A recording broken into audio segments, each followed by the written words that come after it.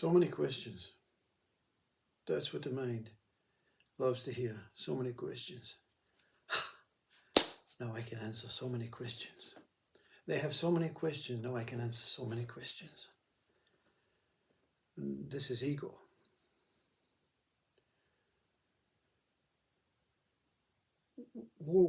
Where is questions born from?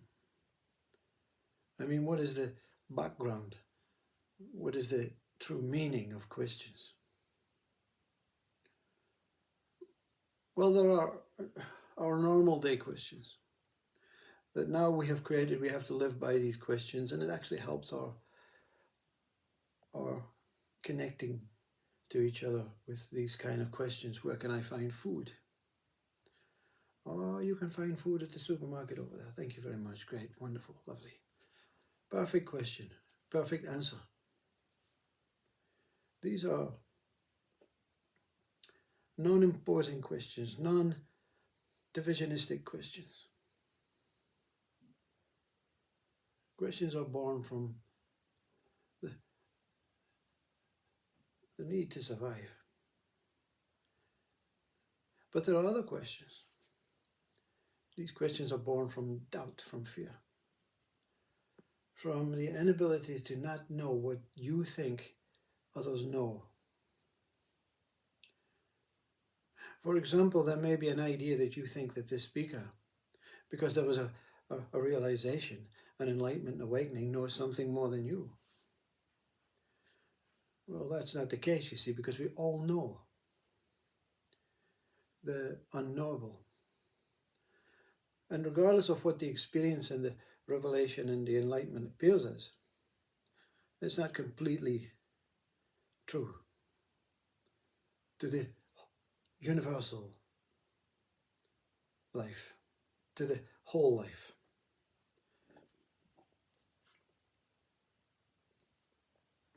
Where it is derived from, where it arrives from, into the beingness, into the human, into the mind, into the brain, into the vocabulary, communication system to be projected out. What a journey! Because the place it arrives from is the truth. But by the time the journey takes place, like anything else, you go from point A, 5 kilometers, to point B. So many changes within that journey. I must project this at point A. When I get to point B, I must project this immaculately as it is at point A.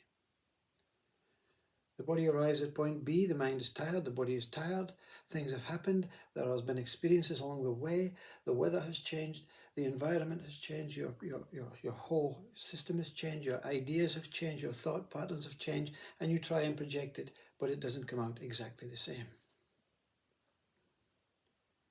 So we're all experiencing the same thing, but we're projecting and sharing it in a very unstable but unique way to you. Questions of doubt arise from that abnormal questions. Where can I find good? Where can I find food? Supermarket. There. Thank you. Job done. Where can I find God? Oh. The whole journey is now is leaving point A for both you and the questioner, as the appearing questioner, and that one that you ask, whether it's the mind, whether it's the thought, whether it's the pretend God in the sky, or whether it's the person passing in the street. Where can I find God? Oh, well, I can't point you directly. But if you join our faith, we try and share God. We try and find God as a unit. It may help you to join our faith. Oh, God is everywhere. God is in the plants, God is in the air, God is everywhere. Oh, I don't know where you can find God. I've never found God myself. I can't help you there. There's that that longing to end the question, to complete the task, to find the solution. And therefore you go on your own task, your own inquiry, your own way to find God, and you join this faith group and it doesn't work, and you try and imagine God as being in the plants and everything, and then the plants die and you think, well, that can't be God, and then you try and go on your own, take your backpack and go on your own searching for God. And then you hear speakers like this one saying, well, I found God. And you say, oh, that must be me. I'm doubting my pureness. I'm doubting my. Why not me? Why can't I find this God? You start doubting because you feel as if you're different from the others. And of course, you're absolutely different in your body state, in your mind state, in every kind of state. Your conditioning, your upbringing, your culture. God cannot be found. God can be tasted. Now you're tasting God right now because apparently, if the Bible is true, you were made by God. So at some point, God had his hands on you. So how can you not taste God? How can you not have that feeling of, oh, I remember. Oh, yes. He took me as this beautiful, beautiful soul. And he put me and threw me into this body down in this earth planet. God is unknowable. So therefore the question dies. And even the one that experiences and tastes God in a more able and more experiential and more momentary way, it passes. Because God is passing. Like you're passing. Like the wind is passing. Like consciousness is passing. Like the breath is passing. Your 10th birthday is past. Your 12th birthday is past. Your death will pass. God, is that what is moving? Everything that is changing is God. Everything that you associate with, oh my God, I found God in my plant on the window. And that's God. It just is the essence of God. It is just my pureness. I experienced it and it spoke to me as if it was God.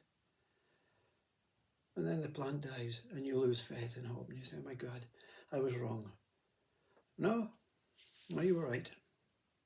Because you're still experiencing God. In the plant passing, you're experiencing that God.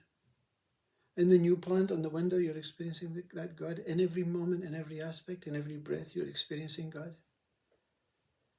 But I haven't found it, you see. And that's why more speakers should be apologetic over saying, I found something, and you didn't. Because we're not saying that. Because a true enlightened being will say God, consciousness, truth, Atman, is not discoverable. So the question of discovering God, where can I find God? The real answer should be, why? Why is this discovery so important? Why is heaven so important? When it comes, it will come. When God is here to be experienced in whatever it is, it will come. Why look and seek and search and waste a life looking for things that are right in front of your very eyes, right within your eyes?